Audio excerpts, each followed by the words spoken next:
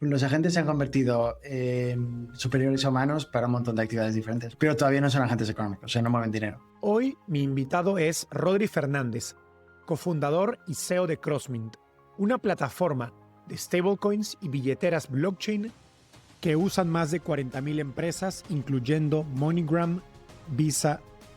Crossmint levantó más de $20 millones de fondos top de Silicon Valley como Ribbit Capital y creció sus ingresos más de 10 veces en un solo año. Hoy hablamos de por qué los stablecoins van a ser los rieles financieros de los agentes de IA y qué significa esto para el futuro del dinero. La idea surge mientras estabas en este monasterio.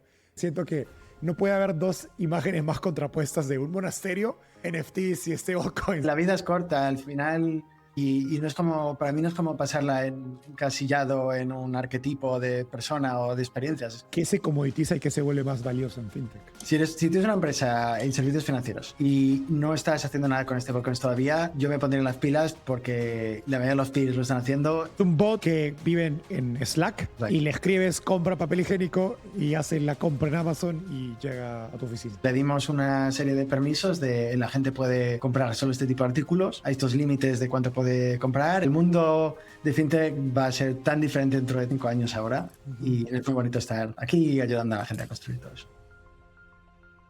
Tu historia de vida es interesante porque siento que a todos los emprendedores, todas las personas en general les toca vivir una vida, una crisis, ¿no? O múltiples crisis a lo largo de su vida, pero tú hiciste algo diferente en el sentido que te generaste la crisis a ti mismo a los 18 y diseñaste un experimento para vivir esa crisis. Te fuiste a Londres a vivir 36 días en la calle, ¿no? Como un homeless. ¿Por qué? ¿Qué estabas buscando?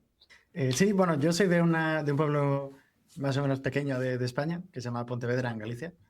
50.000 habitantes, más o menos. Y no había salido nunca hasta que tenía 18 años.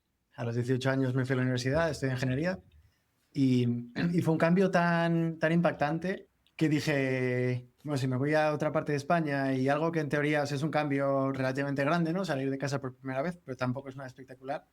Si algo de esta magnitud puede cambiar mi vida tan drásticamente, ¿qué pasa si me expongo a un cambio todavía mayor, ¿no? Y yo siempre desde pequeño me gustaban mucho las películas y veía como el Hero Journey, ¿no? La historia de este carácter que suele empezar a lo mejor un poco inocente, perdido, y de repente tiene que enfrentarse a tal desafío que le hace convertirse en una persona, un individuo mejor. Igual, para mí no me van a venir los aliens mañana a forzar esa transformación, pero quizás puedo hacer yo algo para acelerarla, ¿no? Al mismo tiempo de eso, no tenía ni idea de hablar inglés y tampoco tenía dinero para pagar un curso de inglés. Entonces dije, bueno, pues mira, me voy a comprar un billete de avión, voy a Londres and I'll figure it out. Fui como con, no sé, $300 o algo así. Y con unos Solo, no conocías a nadie en Londres. No, cero.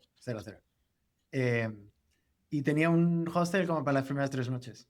Y luego el resto ya... Y fue una experiencia espectacular. No sé, terminé durmiendo en los sitios más aleatorios, desde la casa de una persona que como da drogas a la gente, autobuses, estaciones, de todo, y trabajaba como relaciones públicas por la noche para discotecas, entonces eso me hacía estar hablando con todo el rato con gente y me ayudó mucho a aprender inglés, pero lo más importante, me ayudó mucho a plantar una semilla de espiritualidad, pasar tanto tiempo no solo por la noche en una situación tan Precaria. dura o precaria, sí. Y fue una experiencia espectacular que me transformó por el resto de mi vida. ¿Qué fue lo que más te sorprendió de esa experiencia? Que no te esperabas para nada. Hay dos cosas. La primera es, fui extremadamente feliz. Y tenía, o sea, absolutamente, o sea, nada. O sea, yo iba a hacer pis a museos colándome, me colaba en algún hostel para intentar comer algo. Me acuerdo que hubo una racha de 10 días que lo único que comía era plain pasta con galletas crujidas. Había unas galletas como de 20 céntimos de pound que echaba por encima porque no podía hacer ni salsa. Estaba como en la precariedad más extrema, y a pesar de eso, o sea, me lo pasé espectacularmente bien.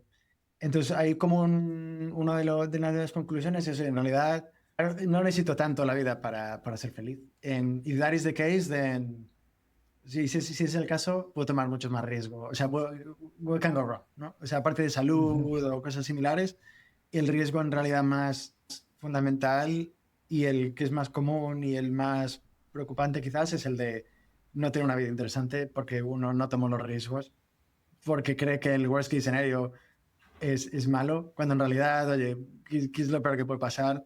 O sea, otras cosas, aparte de la salud y demás, ¿no? Que al final Ujú, no está ujú. mal. Y luego lo segundo fue, tuve esta experiencia donde había un señor que me ayudó a conseguir ese primer trabajo. Yo iba andando un día por la calle y le escuché hablar en inglés con acento de mi región de España, que es muy peculiar, de Galicia. Y Ajá, dije, ajá. coño, Gallego. este es Ajá. gallego, 100%. Y empecé a hablar con él y me consiguió el trabajo. Fue el que luego me dejó quedarme en su casa un par de noches y luego un mes después se suicidó. Y me llegó un mensaje de la madre, un mensaje y demás. Y para mí fue en general una Wow. experiencia yo tenía 18 años, no había salido de casa prácticamente en mi vida, ni había tenido nada así tan drástico que me hubiera sucedido. Y fue, o sea, como te puedes imaginar, pues no sé, a un chaval de 18 años, pues me impactó una barbaridad y, y me hizo ver la vida de manera diferente desde entonces.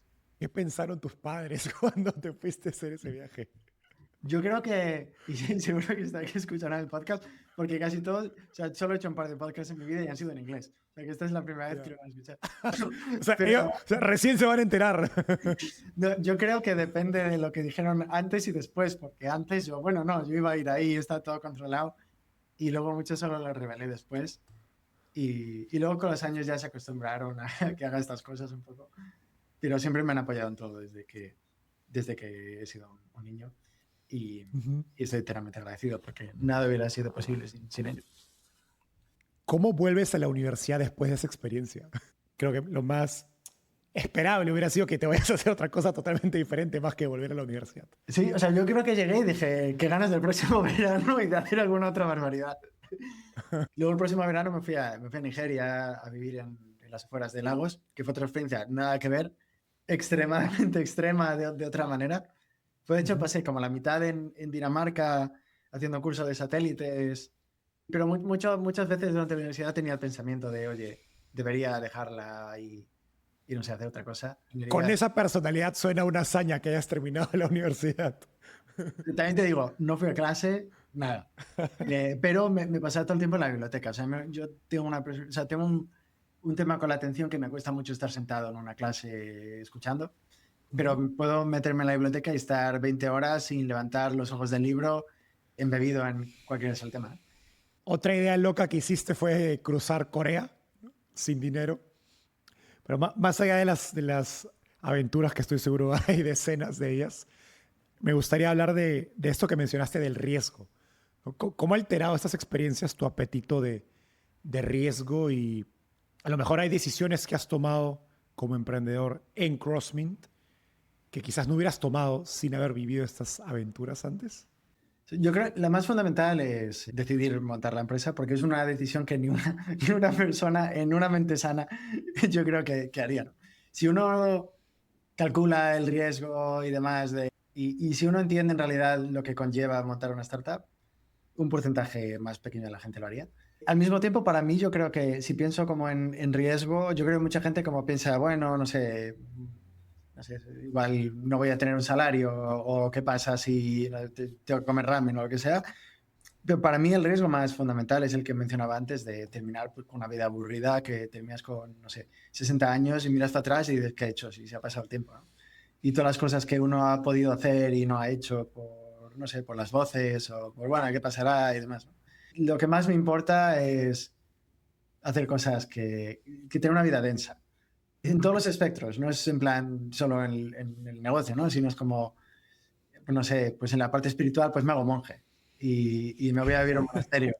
¿Y por Al qué no? O sea, al extremo. final es que la vida es corta, al final, y no es como, para mí no es como pasarla encasillado en un arquetipo de persona o de experiencias, es como, ¿cómo puedo, no sé, convertirme en músico, eh, eso, en cómo puedo desarrollar mi parte espiritual, montar una empresa? Y hay periodos en la vida, ahora mismo estoy en un periodo de estar ultra enfocado en la empresa en CrossMint y es el 99% o el 110% en realidad de mi vida. Y no sé, y luego igual en otra etapa en el futuro que es más de familia o lo que sea, pero para mí es el riesgo, es el de pasa la vida y es como, ¿qué ha pasado? Y si uno trabaja duro y tiene ganas y demás, pues uno nunca va a pasar hambre. Y que, no sé qué es lo peor que puede pasar, si tampoco. Y la vez si montas una empresa y te va mal, es que te va a querer contratar a otra gente, si es que no hay mejor perfil, ¿no? que el del emprendedor. Y uno se da cuenta que hay tanto por vivir que si uno experimenta eso, luego es como...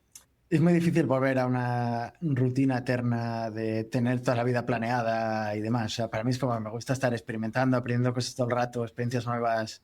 Y el no tener acceso a eso es el mayor riesgo que existe.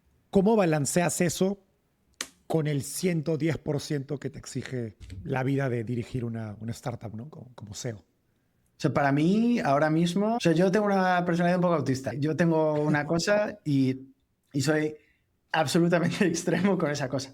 Absolutamente. O sea, cuando era igual más la etapa de a lo mejor, pues, profundizar en la meditación y demás, pues yo me hice monje y meditaba 20 horas al día y no había nada más en la vida. Cuando estaba en la universidad era la uni. Y ha habido como etapas de diferentes modos de ser. Y ahora el modo es el de montar la empresa. Y vivo absolutamente dedicado a eso. Los últimos 4 años o sea, no hay otra cosa. y no sé, tengo una capacidad de que o sea, me olvido de todo. O sea, como que me ha pasado de hacer un sprint igual en trabajar 65 horas seguidas al principio cuando estaba montando la empresa sin comer. Y no es como que sufra de tal, es como que es que me olvido de comer, me olvido de dormir. Y Mencionaste antes que si más gente supiera lo que implica ser una startup, menos gente emprendería. ¿Qué fue lo que más te sorprendió de lo difícil que era? A ver, montar una empresa tiene muchas cosas increíbles y luego también, o sea, tiene una de sacrificios que la gente no es consciente. Lo bueno es que, o sea, la curva de aprendizaje no tiene absolutamente nada que ver con cualquier otra cosa que uno pueda hacer. ¿No? Pero al final, o sea, yo lo que he aprendido en los últimos 4 años es una barbaridad. Es que cada día el trabajo es diferente, los retos que uno se encuentra cada día. Y al final es que también el rol cambia cada mes, porque el estado de la empresa cambia cada mes. Y al principio igual, pues no sé, es como estás intentando buscar, pues oye, construir la primera versión del producto, market fit, luego empiezas a gestionar más gente. Los equipos que tienes que montar son muy diferentes. Ahora, por ejemplo, nosotros estamos acelerando mucho nuestro roadmap regulatorio y pues a lo mejor mucho interaccionar con órganos gubernamentales y regulatorios, etcétera. Entonces, cada día cambia un montón. Y es espectacular. Y luego la satisfacción personal de mirar hacia atrás y decir, wow, incluso en 6 meses, o sea, yo miro para atrás 6 meses y digo, es que lo que hemos crecido, no solo yo, sino todo el mundo en la empresa y la empresa en sí misma, es que es una locura. Y luego también da mucha satisfacción ver a la gente crecer también, ¿no? Igual hay gente que igual se une al salir de la universidad o en una etapa de la vida donde está haciendo un cambio de transición o lo que sea, y verles crecer es algo increíble. Ahora, hay una de sacrificios que es una barbaridad. O sea, al final, pues se duerme poco, igual, no sé, el sábado a las 7 de la tarde un cliente tiene un issue y te tienes que meter. O sea, bueno, todos los sábados hay un issue. No, porque al final estás en modelo de escalar rápido. Sobre todo nosotros es una industria muy nueva que estamos creando todo por primera vez prácticamente. Entonces, hay muchos más casos de eso. Y, y hay muchos sacrificios personales de, pues no sé, yo veo la vida social que uno tiene como emprendedor es bastante reducida. Entonces es como un one shot, ¿no? You take one shot, you go all in into it y luego más en futuro pues igual hay cosas de familia, ¿sí? Entonces uno lo tiene que dar todo y con con binarios pues es como uno tiene que hacer todo lo posible porque salga bien. Entonces nada, es muchos sacrificios. Lo curioso de la historia o el origen de Crosswind es que la idea surge mientras estabas en este monasterio que nos mencionabas antes en tu época de monje. Y como que esa imagen me vuela la cabeza porque siento que no puede haber dos imágenes más contrapuestas de un monasterio, NFTs y stablecoins. ¿Cómo surge la idea? ¿No? O sea, como que es un mundo tecnofuturista con un monasterio, ¿no? Sí. En el monasterio nos daban una tarde a la semana que era libre para meditar sobre lo que tú quisieras. El resto de la semana era todo estar sentado, 20 horas al día, súper intenso, te dan con un palo si no estás bien sentado. Es como Wow. rigor extremo.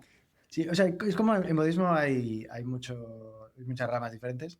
Ese templo en particular es una rama que se llama Rinzai Zen, que es la más estricta. Entonces, hay algunos que es el aprendizaje y la mejora viene de la relajación, ¿no? Es como, oye, tú relajas, respiras, entrenas el sistema nervioso y demás para llegar a algunos estados que te producen cierto aprendizaje, ¿no? Y esto es muy diferente. Esto es como el arquetipo de japonés, de rigor, de disciplina que uno se puede imaginar, ¿no? Entonces, como es infligir y forjar estados de privación de sueño. Piensas, ¿quién es el yo? Guay, guay, ¿por qué estoy haciendo esto? Etcétera, ¿no? Ujú.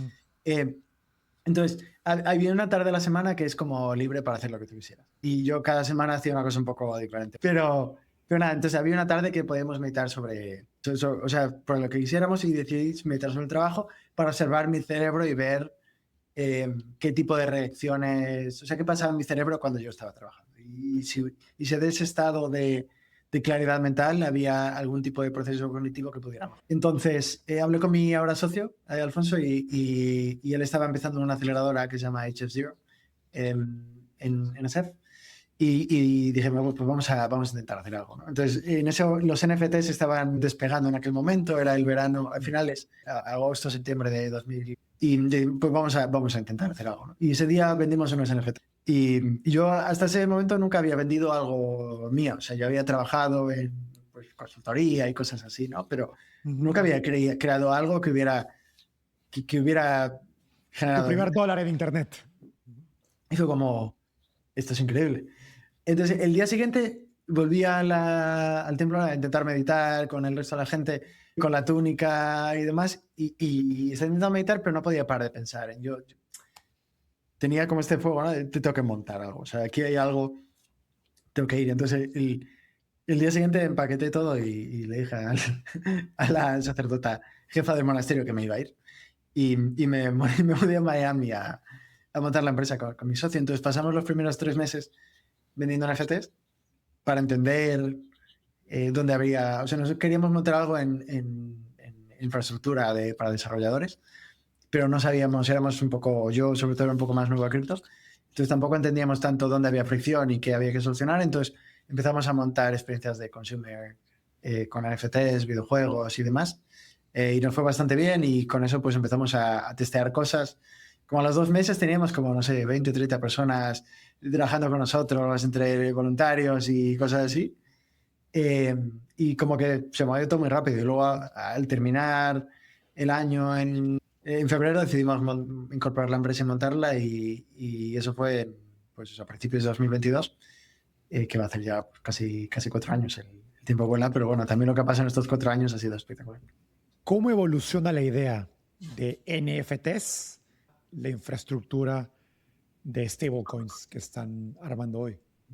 Será que nosotros, el objetivo fundamental es, queríamos que cripto, blockchain y demás iba a reconstruir el sistema financiero, a crear propiedad privada para cosas digitales y transformar la sociedad, pero en aquel momento lo que la gente quería eran NFTs, ¿no? Entonces, lo que empezamos a desarrollar es infraestructura que permitía eliminar toda la fricción, tanto para usuarios como para desarrolladores, para montar y usar aplicaciones construidas sobre blockchain, ¿no? Entonces, en aquel momento lo que la gente quería eran NFTs, entonces montamos infraestructura para NFTs y luego esa misma infraestructura a lo largo de los años ha ido evolucionando para soportar otro tipo de casos de uso, ¿no? Que ahora lo principal que hacemos son stablecoins y lo que damos es una suite de APIs que permite a empresas integrar stablecoins para los casos de uso que apliquen, ¿no? Que muchos suelen ser cosas de fintech, pues casos de uso de remesas, de payroll, neobanks, etcétera. También hay mucho ahora con agentes que necesitan stablecoin rails para mover money, mover dinero, hacer pagos, etc.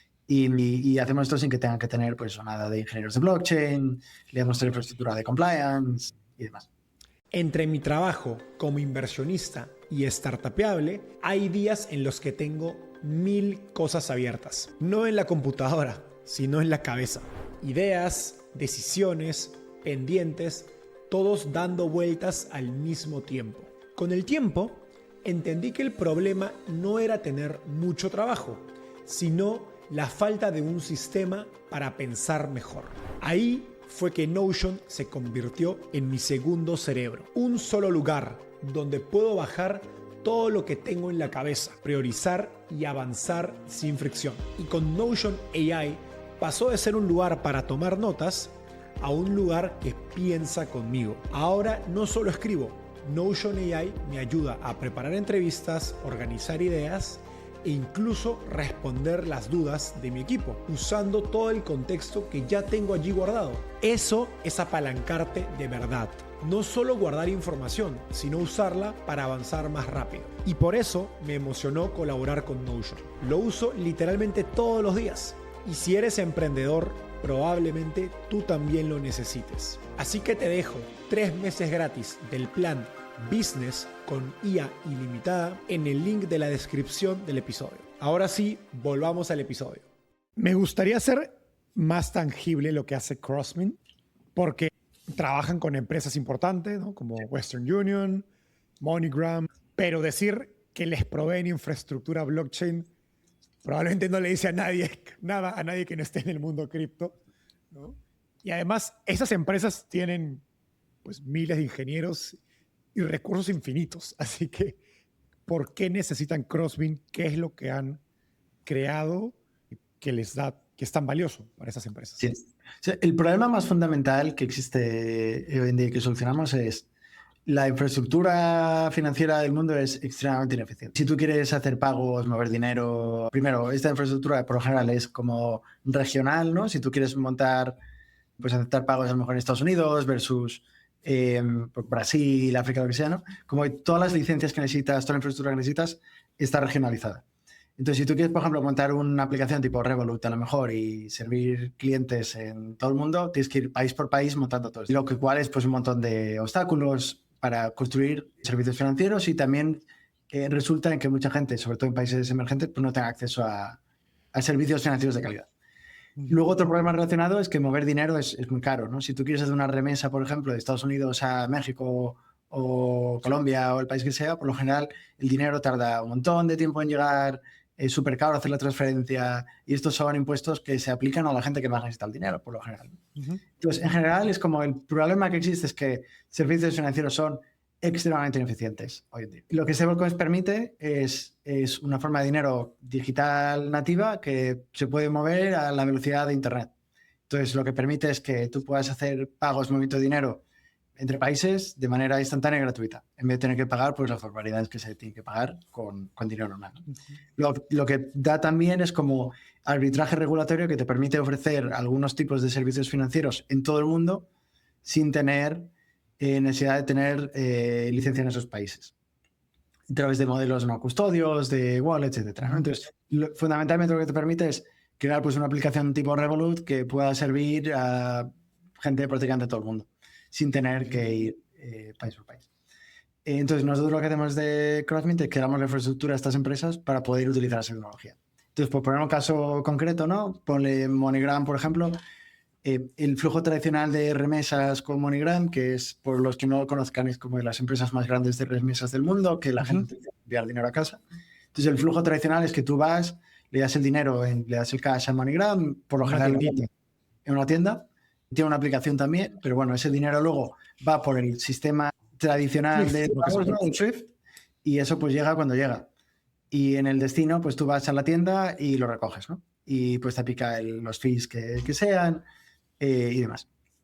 El flujo nuevo con stablecoins es que tú lo que haces es que estás convirtiendo, o sea, bueno, MoneyGram hace colección del cash de la misma manera y luego lo que haces es que lo conviertes en stablecoins de manera doméstica, que es una transacción prácticamente instantánea, y luego se lo puedes enviar a cualquier persona en cualquier lugar del mundo de manera instantánea, sin tener que pasar por SWIFT.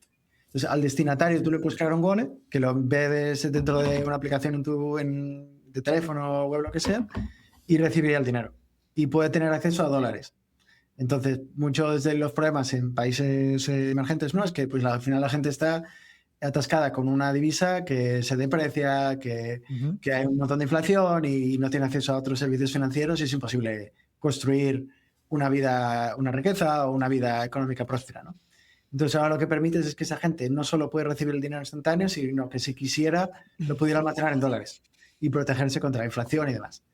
A partir de ahí, ¿qué puedes hacer? Pues un montón de cosas. Gracias a parte del beneficio de blockchain es que toda esta infraestructura composable, no sé cómo decirlo en español, es como componible, ¿no? Entonces, tú ahora lo que puedes hacer es ofrecer otro tipo de servicios financieros dentro de esa aplicación con unos rails, sí, ya no sé hablar español, con unos rails que son estándares, y entonces tú puedes ofrecer cosas como interés en los depósitos, puedes ofrecer cosas como productos de inversión, de invertir, pues imagínate, igual estás en Colombia y puedes invertir en stocks de Tesla. Y cualquier empresa puede embeber toda esta infraestructura en cualquier aplicación tener algo montado en una semana, mientras que antes pues era absolutamente imposible, ¿no? Entonces nosotros, a todas estas empresas, por lo general empresas de fintech, pero en realidad cualquier empresa que tenga usuarios y quieran beber servicios financieros, tenemos todas las APIs para montar eso sin tener que con nuestras licencias, sin tener que preocuparse de todo de compliance, de abstraer la complejidad, ¿no? Al final mucho de lo de blockchain es que la gente cuando piensa en blockchain dice, bueno, un MetaMask, wallet, a lo mejor el passphrase, como que voy a perder el dinero, ¿qué pasa si pierdo ¿no? Con esto se ve como una aplicación normal. Por detrás hay stablecoins, pero aquí los usuarios no tienen que saberlo. Como que para ellos el beneficio es que tienen que servicios nuevos que antes no eran posibles, que es más barato, que el dinero llega antes, que pueden hacer cosas que antes no podían, sin la complejidad, o sea, con la misma experiencia de usuario de una aplicación normal a la que están familiarizados. Ahora, las stablecoins no son nada nuevas, ¿no? O sea, está, al menos en Latinoamérica, en mercados emergentes, Binance, que siempre ha tenido mucha adopción, muchos usuarios, pero siento que en los últimos 2 años ha habido una explosión importante de stablecoins en muchas más aplicaciones, mucho más fintechs. ¿Por qué? ¿Qué ha pasado en este tiempo que ha generado tal explosión de adopción de la tecnología? Sí, a ver, por lo general, o sea, cripto en general, blockchain como tecnología es relativamente nueva, ¿no? Es como 10 años aproximadamente. Stablecoins, en realidad es un fenómeno que ha existido por un tiempo, pero por lo general estaba limitado a casos de uso súper nicho, ¿no? Por lo general, para la gente igual que no tenga contexto de stablecoins, es cuando uno piensa en criptomonedas, piensa como en Bitcoin y demás, ¿no? Que son activos volátiles, por lo general de especulación y demás, ¿no? Y stablecoins lo que hacen es que al final es una moneda que está en un blockchain, pero que está vaqueada uno a uno con una moneda normal de fiat, ¿no? Entonces el precio no oscila, tiene todos los beneficios de que sea una moneda digital, la puedes mover, la trazabilidad, la programabilidad y demás, pero sin tener el problema de la volatilidad. Entonces cuando uno tiene un stablecoin, lo que se hace es que se coge ese efectivo que se ha dado para mintearlo o generar el stablecoin, se invierte en bonos del tesoro que generan dinero y a ti te dan pues un token, ¿no? Que representa el derecho a ese fiat, ¿no? Que tú puedes utilizar para lo que quieras y que luego puedes redimir por el efectivo en cualquier momento. Por el mero hecho de existir genera dinero porque está vaqueada por ese cash que está invertido en bonos, etc., ¿no? Entonces un stablecoin por lo general, si es de dólares, pues igual te puede generar un 3, 4 o 5% de interés solo por el hecho de existir. Lo cual tiene muchas implicaciones en el sistema financiero y bancos que podemos hablar en otro momento. Pero bueno, en general eso es una stablecoin. Entonces, los últimos año y medio más o menos ha habido una explosión de uso, principalmente porque hasta ese momento era imposible usarlos. O sea, igual tienes Binance, pero en realidad, o sea, te hace falta un máster en blockchain para poder crearte una cuenta y utilizarlo. Y es bastante probable que lo vayas a perder, la experiencia de usuario es terrible, lo puedes utilizar en pocos lugares. Y lo que ha habido en el último año y medio es, primero, un montón de mejoras en infraestructura para desarrolladores para montar aplicaciones, luego muchas mejoras en experiencia de usuario, donde ahora pues la experiencia de usuario es igual a una aplicación normal. No te hace falta ser un crypto native user. O sea, mi abuela puede utilizar stablecoin si quisiera, ¿no? Y o sea, luego... Sí. Ha sido un momento similar a lo que hizo Stripe hace 10 años con pagos online, en el sentido de facilitar la implementación del uso de stablecoins en cualquier aplicación. En parte, o sea, está pasando todo muy rápido. Hay una colisión de muchos factores. Por ejemplo, antes, pues, transaccionar en blockchain era súper caro. Había que pagar lo que se llama como gas fees, ¿no? Y ahora en realidad ya no existen los gas fees. Ha habido un tema de claridad regulatoria, donde hasta hace poco, pues, una empresa grande quería implementarlo y es que no sabía. Igual le viene el SEC en Estados Unidos, que hasta el último gobierno ha sido extremadamente agresivo y Claro, las retaliatorio. nuevas leyes que sacó el gobierno de Trump ahorita, ¿no? Sí, en Europa también está MiCA ahora. Entonces, hay como mucha más claridad regulatoria que hace que muchas más empresas estén cómodas, sobre todo las empresas más Mm. grandes, que son donde está habiendo pues, muchísima innovación y donde el impacto va a ser más grande en el corto plazo. Ahora, ¿cómo piensas o cómo ves tú la adopción de stablecoins en países donde aún dependen mucho en efectivo?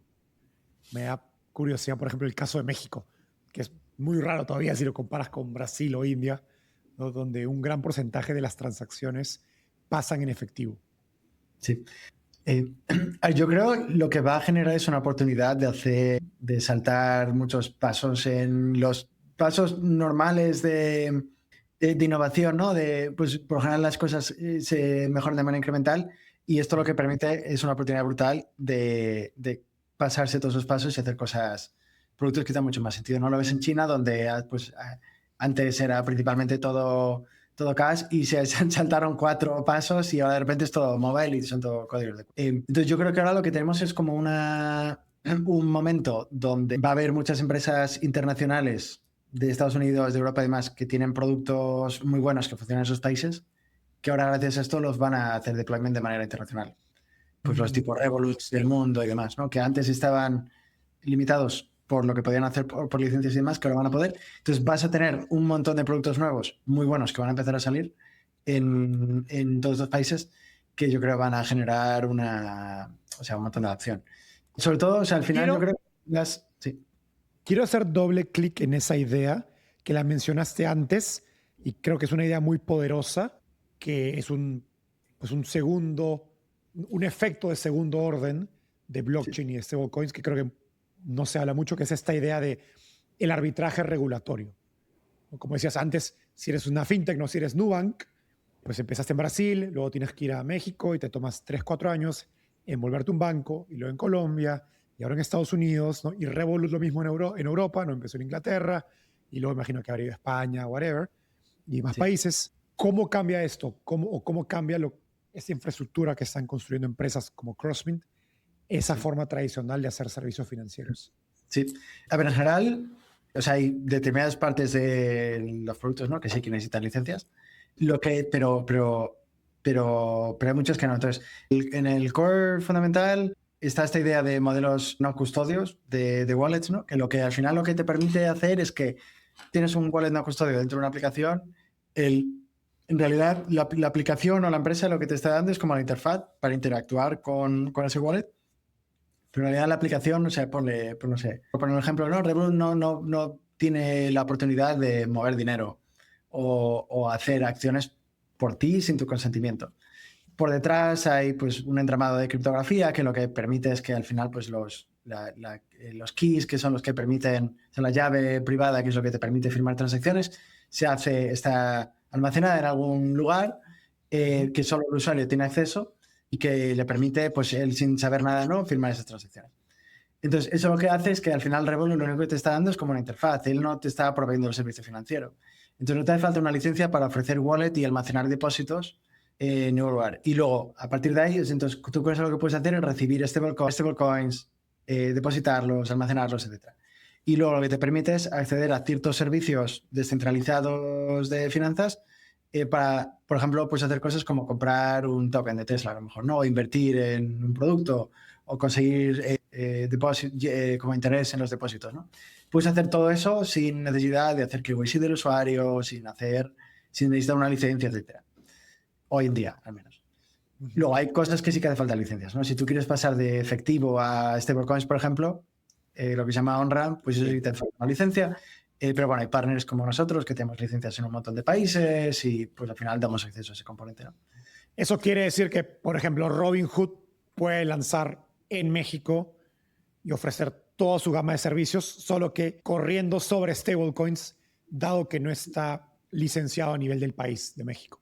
Justo, igual, habría que ver, ¿no? Servicio por servicio que podría hacer y que no, pero desde luego lo que podría hacer es tener un producto que sea un wallet donde tú vas, pones dinero y puedes hacer trading de stocks, puedes conseguir eso, yield, de lo que sea, ¿no?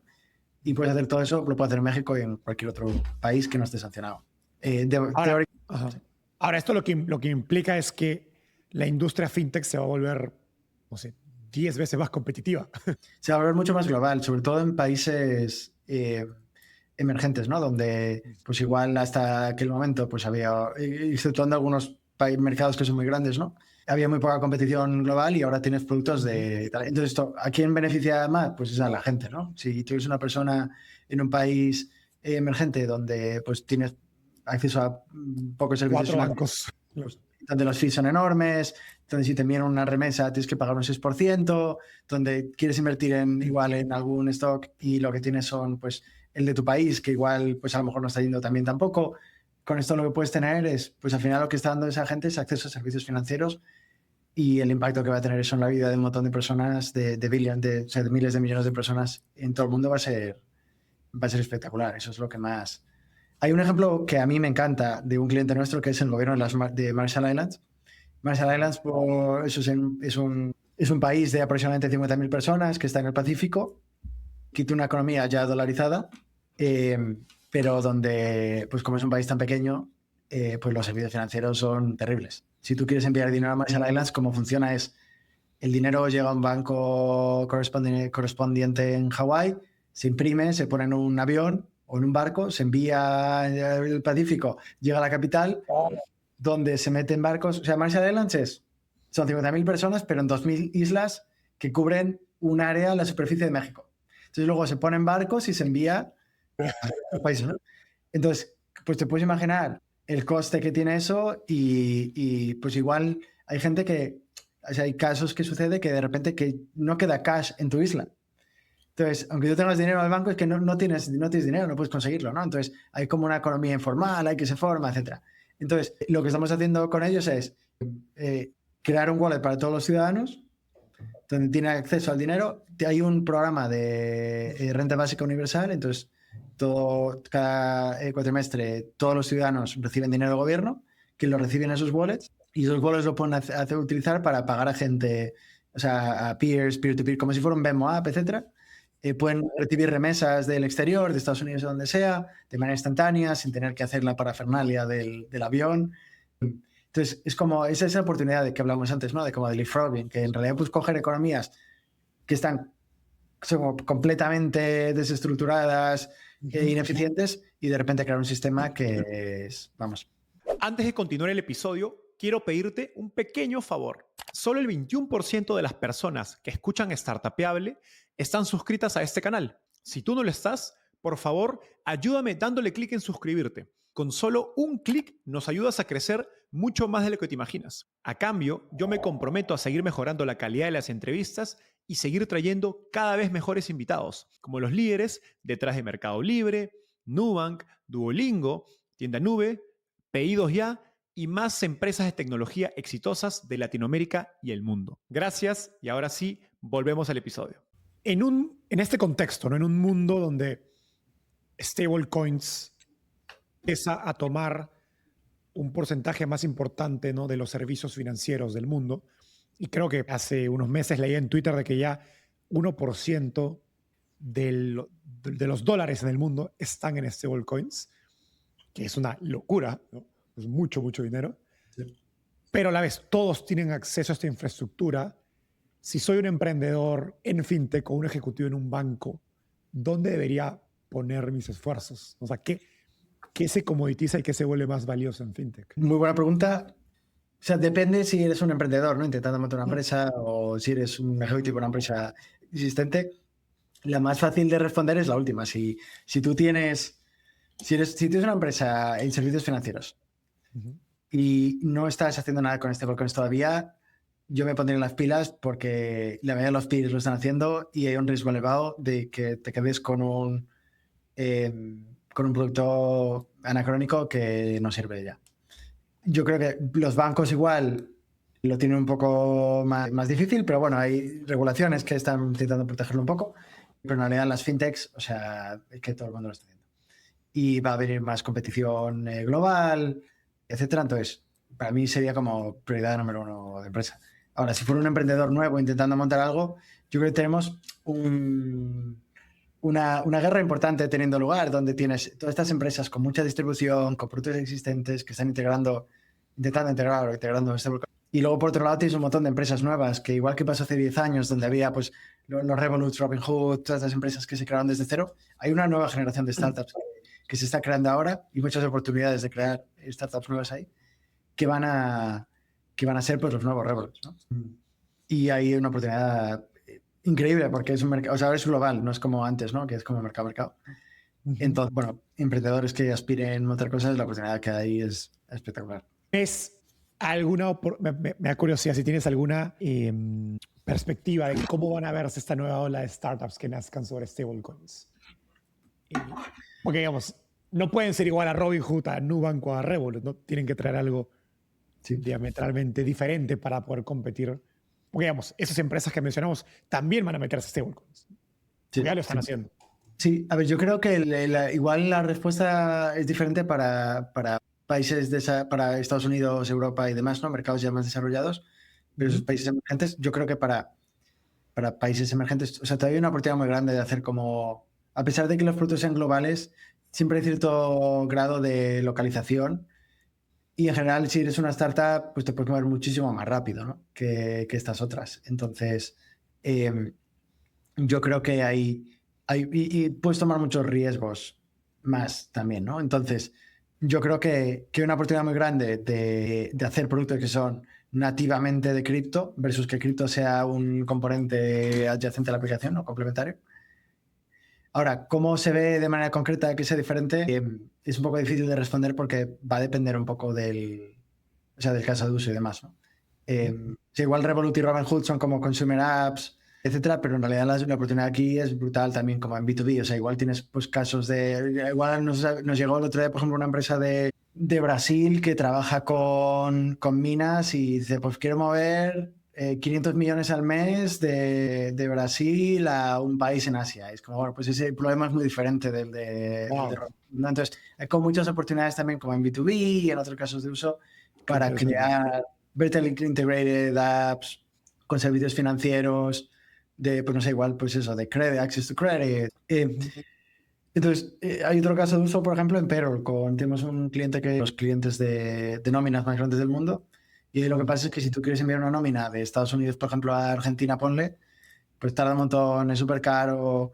La gente en Argentina no quieren pesos, quieren dólares, anyway. Y en general es un proceso súper eficiente. Entonces, lo que hacen es, pues te pagan en stablecoins, el pago es instantáneo, pues la empresa no tiene que proveer el capital 2 semanas antes del pago por si no llega a tiempo, se hace de manera instantánea y a la gente en el destino le creas un wallet también. Y ahora de repente, pues la empresa de nóminas, pues de repente también es un Revolut, ¿no? Y puede distribuir y ofrecer servicios financieros a toda esta gente, ¿no? Entonces, hay como un montón de casos de uso que se abren de marketplaces, de cross-border payments. Empresas de telecomunicaciones que igual tienen wallets de fiat para hacer top-ups de créditos que puedes meter también en stablecoin. La industria, o sea, el mundo de fintech va a ser tan diferente dentro de 3-5 años ahora y es muy bonito estar aquí ayudando a la gente a construir todo eso. Recientemente Stripe entró en tu mercado adquiriendo a una empresa, Bridge. Entiendo que otros jugadores como Coinbase también lo están evaluando o ya entraron. ¿Cómo compites con esos gigantes? A ver, pues hay varias cosas. Obviamente Stripe pues, tiene mucha distribución, ¿no? Tiene un montón de clientes, pero también tiene el defecto de que es una empresa enorme. Entonces la rapidez y el trato a los clientes pues no tiene que ver. Conozco a una persona que lleva 8 meses intentando abordar con Stripe para un producto y nosotros abordamos un cliente en un día.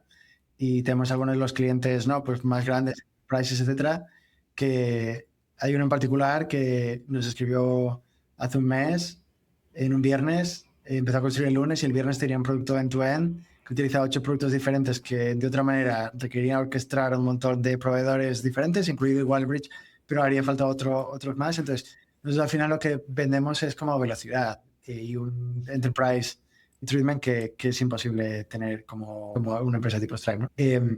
Y que esto es lo único que hacemos, no somos como pues una parte dentro de, no como un $100 billion portfolio of different things. The only thing, cuando yo me levanto lo que pienso es stablecoins. Y creo que no es lo mismo una empresa tan grande que pues al final se manifiesta en en más lentitud, ¿no? Quizás no lo sabías, pero además del podcast, tenemos una newsletter y quiero invitarte a suscribirte. Piénsalo así, el podcast es profundidad para entrar en las mentes de los mejores emprendedores de Latinoamérica y el mundo. En cambio, la newsletter es claridad. Destilamos cada episodio en 3 secciones que puedes leer en 5 minutos. Una gran idea, una frase y una anécdota de estos grandes invitados.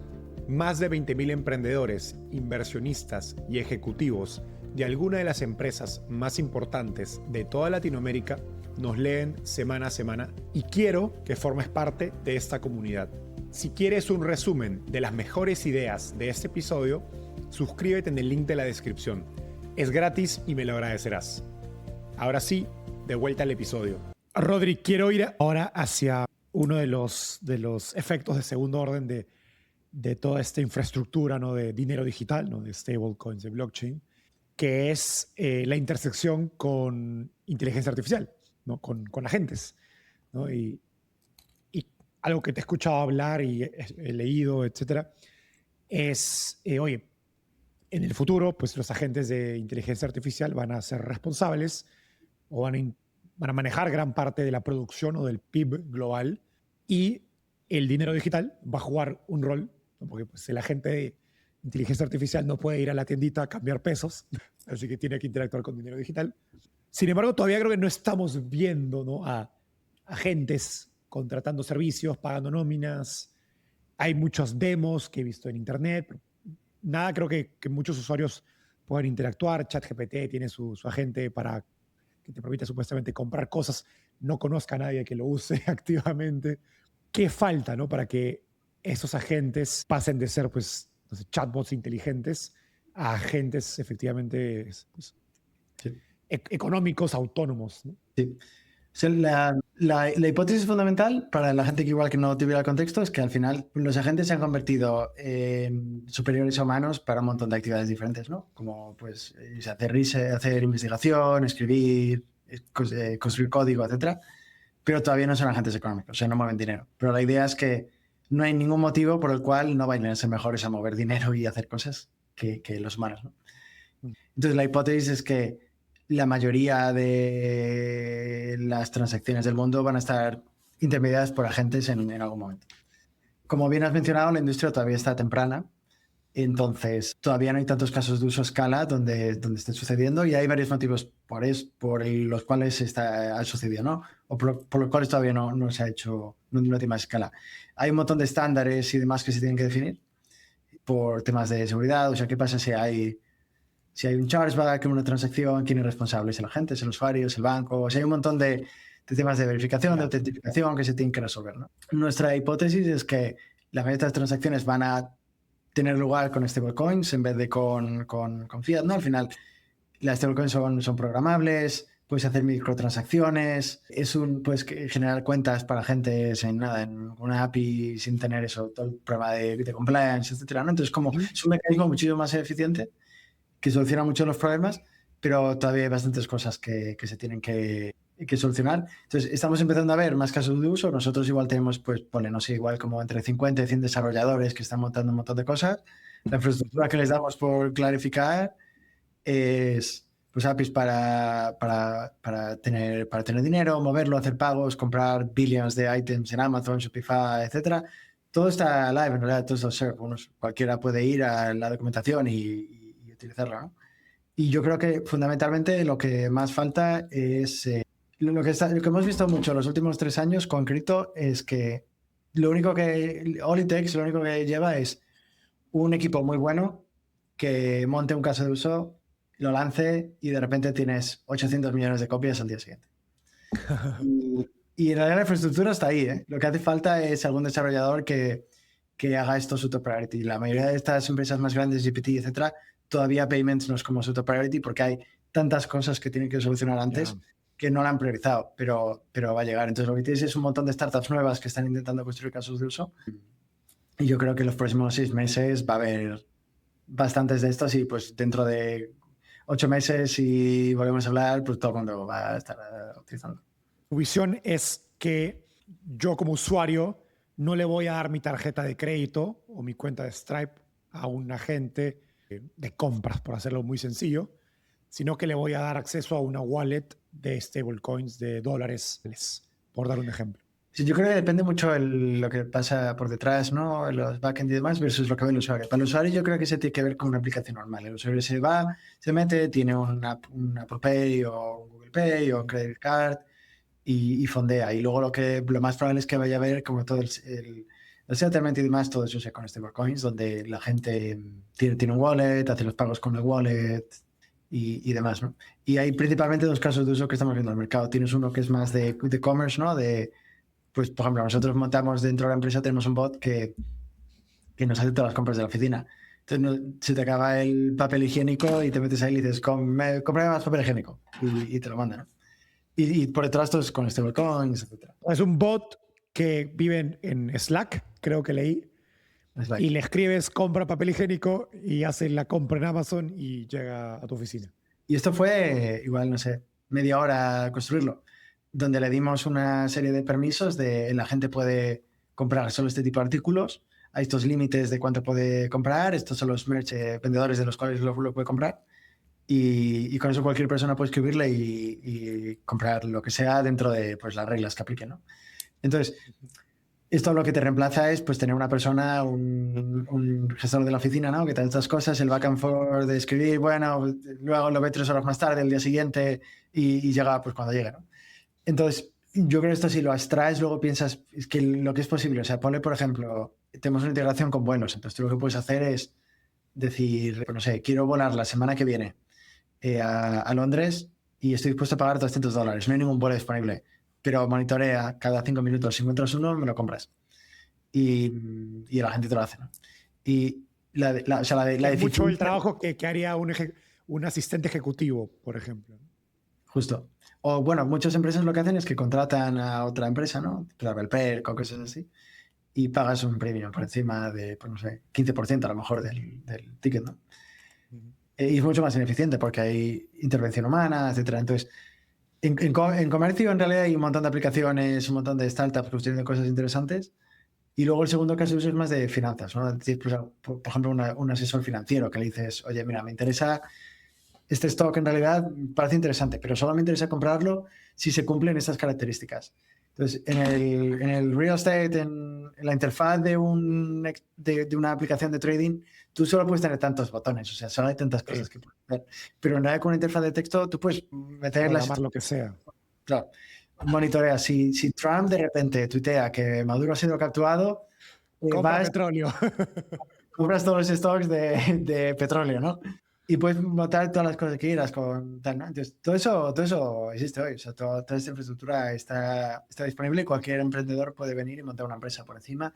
Y aquí también pues, va a haber un montón de unicornios que se van a crear con estos casos de uso.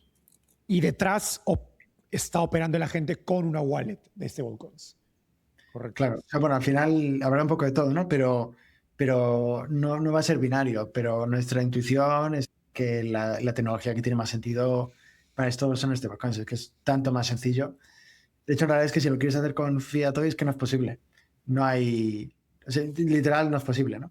Mientras que con stablecoins pues está todo ahí, cualquier persona lo puede integrar mañana. ¿Cómo piensas en el tema de seguridad? Yo pienso en el escenario de, no sé, antes un estafador tenía que engañarte manualmente por WhatsApp, ¿no? He escuchado historias de que, no sé, en India o en países del sudeste asiático hay empresas que literalmente contratan gente para estafar a gente en Estados Unidos, ¿no? Y robarle su dinero a través de mensaje, de correo. Mañana puedes tener, no sé, 10,000 agentes, ¿no? Hiper personalizados intentando engañar a mis agentes, ni siquiera a mí, ¿no? Para que suelte mi dinero. Y o si soy un banco, un regulador, pues me daría pánico, ¿no? ¿Cómo crees que sea eso? Claro, esto es uno de los beneficios de stablecoins también, que en realidad, o sea, toda esta infraestructura es programable, entonces tú lo que puedes es meter mecanismos de seguridad dentro de programarlos, dentro del wallet y de las transacciones, que de manera criptográfica no permiten a la gente hacer algo estúpido que no tenga permisos para hacerlo. Obviamente no te puedes proteger contra todo, pero sí que puedes tener permisos, pues no sé, requerir o sea, en multifactor o cosas así, ¿no? Para las cosas que sean de importe mayor. Pero bueno, es otro beneficio adicional que te permite programar cosas dentro del dinero, dentro de los wallets, dentro de los pagos, que igual son más difíciles de hacer con... Rodri, si tu tesis, ¿no?, es correcta de que los agentes van a operar buena parte del PIB del mundo en los próximos años, ¿cómo crees que se ve el mundo más diferente? ¿Qué cosas crees que van a ser más diferentes? Si pasa eso. Depende del... Claro, es que el mundo está cambiando tan rápido que depende si es cómo se ve el mundo dentro de un año, dentro de 3, dentro de 5 o de 10, ¿no? Y cuanto más largo sea el horizonte temporal, más complicado de predecir, porque es que el mundo está cambiando a una velocidad que es que no... ¿Qué has pensado? ¿De qué tienes alta convicción? Hay varias partes. Hay una parte que es que las interfaces con las que interactuamos van a ser muy diferentes.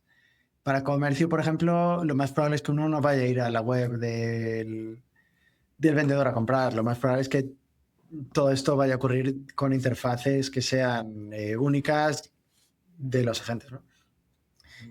Donde incluso hasta se puede, o sea, uno puede, o sea, la gente aprende cuáles son tus preferencias y es que te está generando las webs on the fly, o sea, suponiendo que es un flujo más manual, ¿no? De ir por una interfaz, pero igual tienes, o sea, más como prompt-based, flujos, o sea, el mundo, ir a webs y hacer cosas, tiene los días contados, lo más probable, ¿no? Mientras que lo más probable es que sea más como la tecnología y los proveedores de infraestructura, todo más como primero APIs y luego los agentes construyen interfaces por encima que sean más customizables al usuario. La vida va a ser tanto mejor. Hay tantas cosas aburridas que tenemos que hacer y los mercados son también tan ineficientes hoy en día, donde hay mucho que se va a poder mejorar con agentes negociando on our behalf. Los mercados tienen mejor mecanismos de pricing. Entonces, bueno, yo creo que muy excited, muy interesado de ver cómo evoluciona el mundo porque va a ser, o sea, no tiene nada que ver con lo que estamos acostumbrados. Una pregunta final para cerrar. Si tuvieras que agradecer a alguien, bueno, si tuvieras que agradecer a una sola persona por haberte empujado a pensar más en grande, ¿a quién sería? ¿Y por qué? Si tuviera que El dealer. Si tuviera que dealer de inicio. si tuviera que agradecer a alguien en la vida en general, seguro es a mis padres. En el contexto de CrossMint es mi socio. Al final es el mejor socio que podría haber imaginado y lo que hemos vivido juntos los últimos 4 años ha sido de locos. Y es mutuo, nos pusimos todo el uno al otro y nada de esto sería posible sin tenerlos los dos. O sea que sin duda mi socio. Gracias, Rodri. Eso estuvo espectacular. A ti. Nos vemos.